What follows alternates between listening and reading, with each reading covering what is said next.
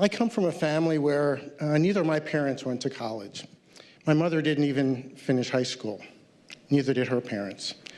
But they taught me that education was to be the most important thing in my life. And growing up, I was a great student, and they encouraged that throughout. My mother told me, if I studied hard and went to college, I could be anything I wanted, as long as it was a doctor or a lawyer. My dad said, study hard. You get into whatever college you want, I'll work hard and I'll pay for it. So when I did go to college, money was never a factor for me. I just decided where I wanted to go, and I knew I was going to go. So my dad took me on my visits and went to all the colleges that I had selected, and when I went to Georgetown, I found my home. We talked to students, met with professors, all the beautiful buildings, and I just knew that's where I was going to go to college. On the way home in the car, my dad started talking to me, and he said, growing up, or as an adult, people always treated me like you didn't go to college, like I was a lesser person, like they were better than him. And he said, after today, you know what? They were right.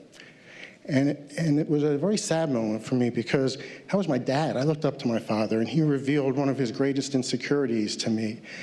And I understood why it was so important for him that I went to college.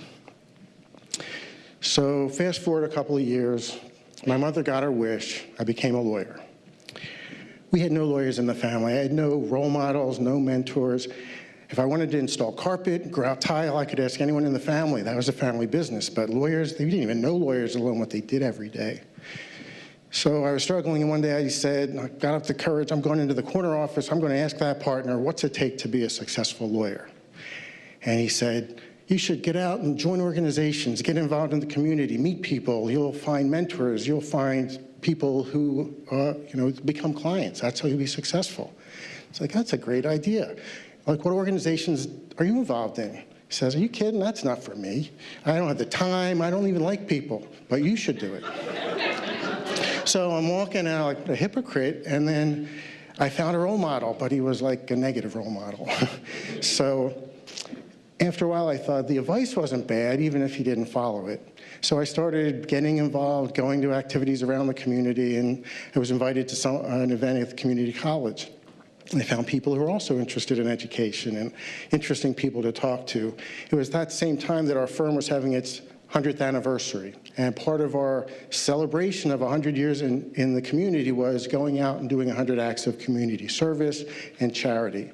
So for one of my acts, I decided to get involved with the board at the college. And through a friend on the board, he helped me get on. And that was the start, I think 2007. What he didn't tell me that day was they were in the middle of a capital campaign.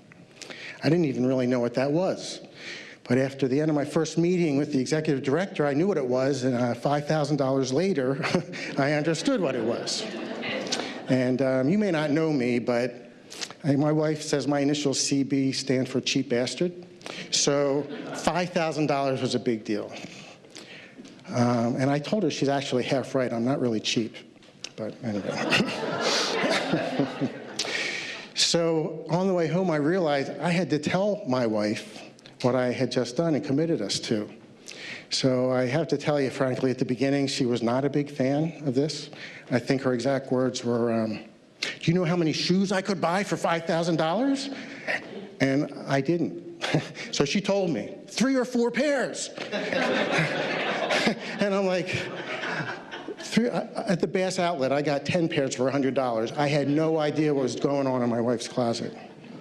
But I did find out that there's a lot more to the community college than money. So like we'd have our board meetings, and at each meeting we'll have a mission moment. And often that involves a student who will get up and tell us what their experience at the college is like. So one meeting, a woman stands up in front of the board and starts her story. How she had been a drug abuser and actually had gotten to the point where she was living on the streets and homeless and was selling herself for money for her drugs. And that when she hit rock bottom, one of the things a counselor had told her, you should go to college and maybe get some education to help you get back on your feet and figure out what your life's going to be about.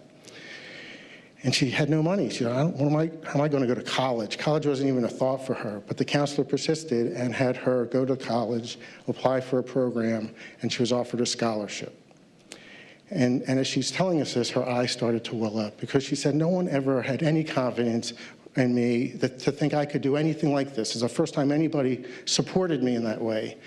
And she went through the program. She was able to get a job. She talked about how this motivated her to help other people who had hit rock bottom, to tell them you can improve your life.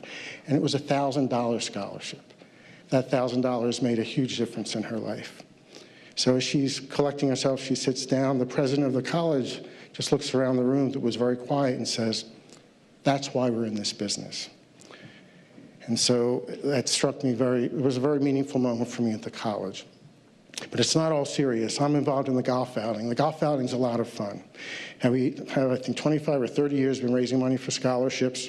One day at the end of our outing, a bunch of middle-aged guys with a middle-aged gut, khaki shorts, ugly golf shirts at the bar, enjoying themselves and talking about the day.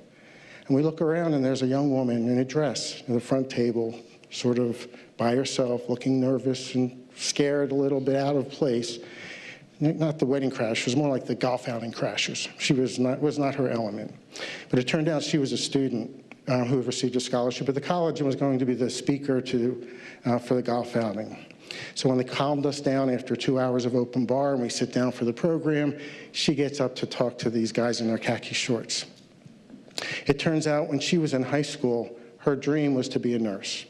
She wanted to help people. That was what she wanted to be. But in her senior year, she got pregnant and had a son shortly after graduation. At that point, it was all about food on the table, roof over their head. The dreams of being a nurse were gone. She was working 2 low-paying jobs just to put money on food on the table. One of her friends reminded her about her dream of being a nurse and said, why don't you go to the community college and see if you can get into their nursing program? She says, I don't have the money for that. I don't know how I'm ever going to do that, but she did. She applied. And she not only did she get in, but she got a scholarship. 2 years through the program, she got a job at the local hospital, and this was a life-changing event for her. All of a sudden, her and her son's lives would never be the same. And I'm sitting there at the golf outing thinking, I just realized why I spent the last 10 or 12 years being involved in the community college. See, my wife and I don't have children. We were unable to, we went through fertility for years. It wasn't meant to be. And so I'm never going to be able to go to my son or my daughter and say, you know, I want you to go to college. I want you to have the same opportunities that I had. That's not going to be, but through college, my community activities at the college, I can help a lot of other people do what my father did for me and give me those opportunities.